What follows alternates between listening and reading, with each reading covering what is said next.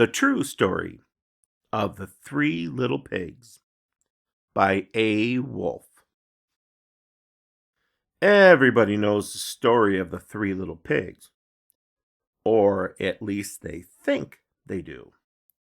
But I'll let you in on a little secret.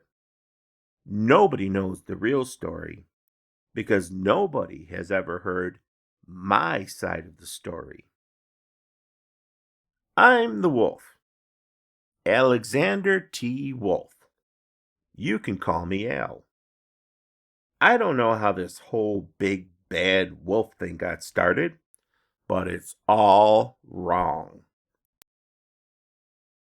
Maybe it's because of our diet. Hey, it's not my fault wolves eat cute little animals like bunnies and sheep and pigs. That's just the way we are. If cheeseburgers were cute, folks would probably think you were big and bad too.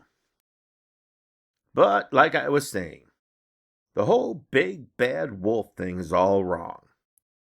The real story is about a sneeze and a cup of sugar.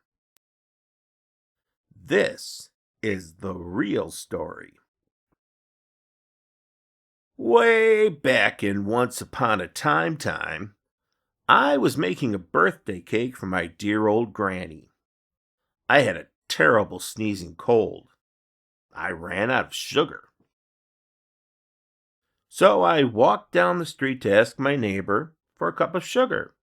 Now, this neighbor was a pig, and he wasn't too bright either. He had built his whole house out of straw. Can you believe it? I mean, who in his right mind would build a house of straw? So, of course, the minute I knocked on the door, it fell right in. I didn't want to just walk into someone else's house, so I called. Little pig, are you in? No answer. I was just about to go home without the cup of sugar for my dear old granny's birthday cake. That's when my nose started to itch. I felt a sneeze coming on. Well, I huffed, and I snuffed, and I sneezed a great sneeze. And you know what? That whole darn straw house fell down. And right in the middle of the pile of straw was the first little pig, dead as a doornail. He had been home the whole time.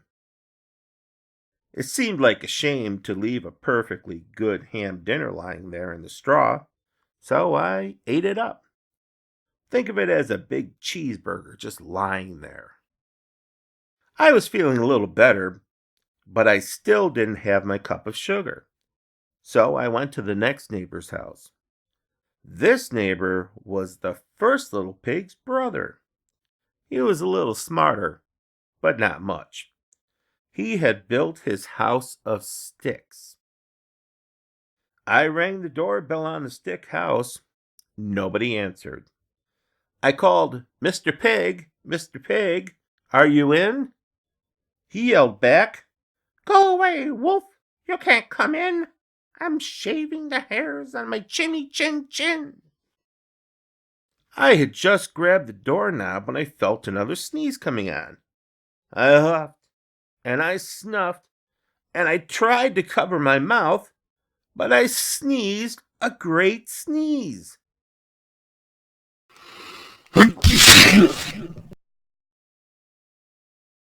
And you're not going to believe it, but this guy's house fell down just like his brother's. When the dust cleared, there was the second little pig, dead as a doornail. Wolf's honor. Now, you know how food will spoil if you just leave it out in the open. So I did the only thing there was to do. I had dinner again. Think of it as a second helping. I was getting awfully full, but my cold was feeling a little better, and I still didn't have that cup of sugar for my dear old granny's birthday cake. So I went to the next house. This guy was the first and second little pig's brother. He must have been the brains of the family. He had built his house of bricks. I knocked on the brick house. No answer. I called, Mr. Pig, Mr. Pig, are you in? And do you know what that rude little porker answered? Get out of here, Wolf! Don't bother me again! Talk about impolite. He probably had a whole sack full of sugar, and he wouldn't even give me one little cup for my dear sweet old granny's birthday cake. What a pig! I was just about to go home and maybe make a nice birthday card instead of a cake when I felt my cold coming on. I huffed, and I snuffed, and I sneezed once again. Then the third little pig yelled, And your old granny can sit on a pin. Now, I'm usually a pretty calm fellow, but when somebody talks about my granny like that, I go a little crazy. When the cops drove up, of course I was trying to break down this pig's door. And the whole time I was huffing and puffing and sneezing and making a real scene. The rest, as they say, is history.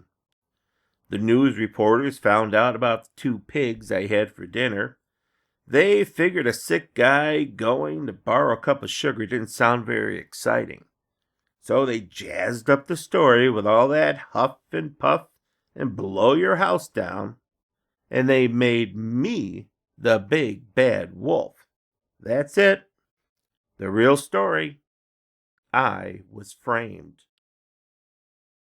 But maybe you could loan me a cup of sugar.